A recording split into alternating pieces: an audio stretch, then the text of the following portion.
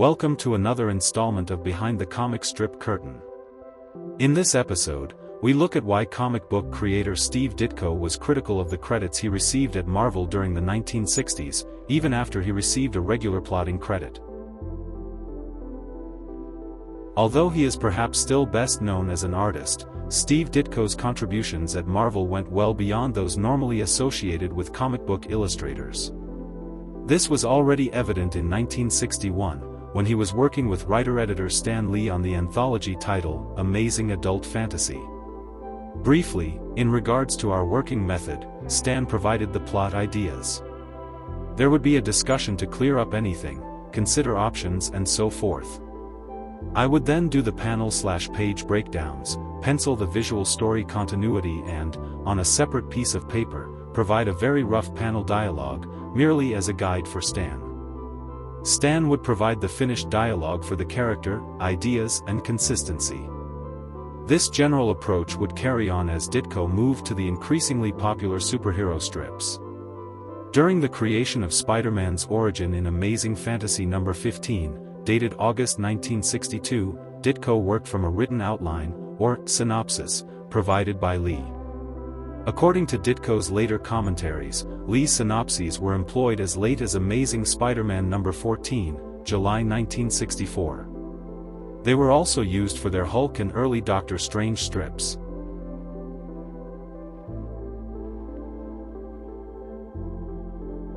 In a series of commentaries written decades later, Ditko would describe his role during this period as that of an artist plus, since he had to do more than simply follow the story directions normally provided in a standard full script.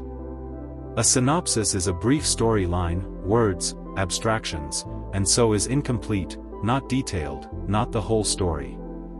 A comic book synopsis does not tell or show the what, how and why for every panel and exactly how each character should act, react in every situation.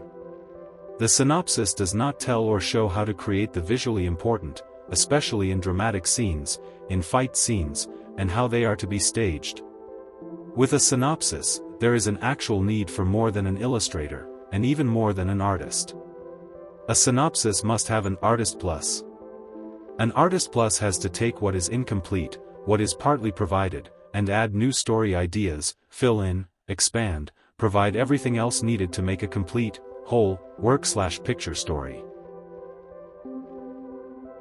Ditko's creativity was an integral element from the very beginning of Marvel's superhero renaissance.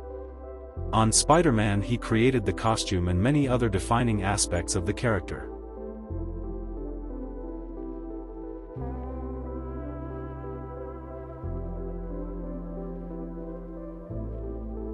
With regard to Doctor Strange, it was Ditko who initially conceptualized the character and plotted the first story, though the name was provided by Lee.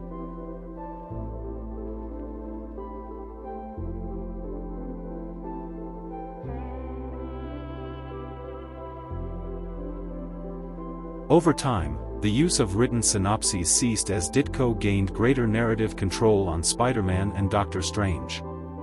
Story ideas were instead developed through discussions, as they were for the first Amazing Spider-Man annual.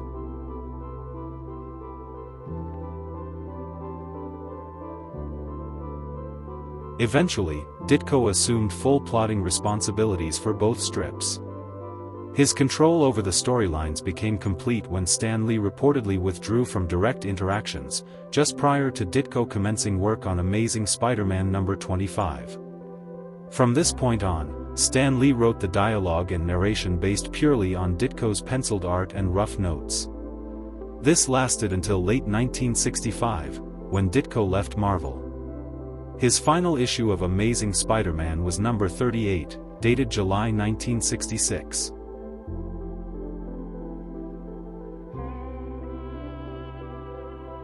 In later years Ditko would publicly reflect on his experiences at Marvel in a series of commentaries.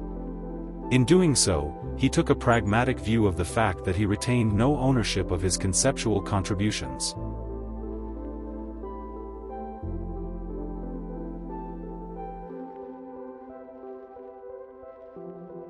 Ditko seemingly took a similar view with regard to the amount of remuneration he received. The subject went largely unmentioned in his essays, and was explicitly dismissed in at least one fan letter.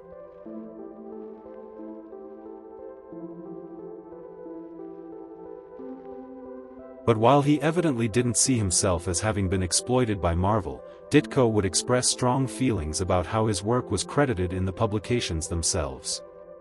In particular, Ditko took issue with the wording of Lee's credit boxes, which began to appear regularly in Marvel comics dated from late 1962. Lee had used these to inform readers of the creative teams on each story, at a time when many comic creators still produced material anonymously. Initial credits were brief and basic. Lee described his own role in various ways, using terms such as script by, written by, or story by, while Ditko was similarly acknowledged for his artwork. This approach changed after the two men ceased direct communication. At that point Ditko began receiving a specific plotting credit in Amazing Spider-Man number 25, with the Doctor Strange strip following a short time later. Regardless of whether they referenced his plotting contributions or not, none of Lee's credit formulations apparently met with Ditko's approval. Years later, he dismissed them all as examples of creative crediting.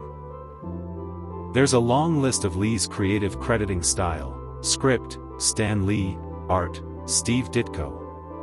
Written by Stan Lee and plotted, drawn by Steve Ditko. Script and editing by Stan Lee and illustrated by Steve Ditko. None are consistent in fact and actual meaning, and so all are non-objective, untrue.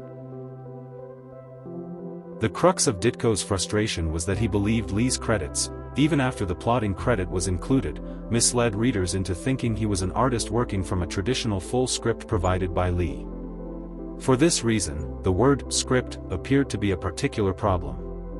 Whereas Lee used it to refer to the dialogue he wrote, a perspective that was reinforced in many of his interviews, Ditko firmly associated it with the full script method, in which all the story direction was provided for the artist to work from.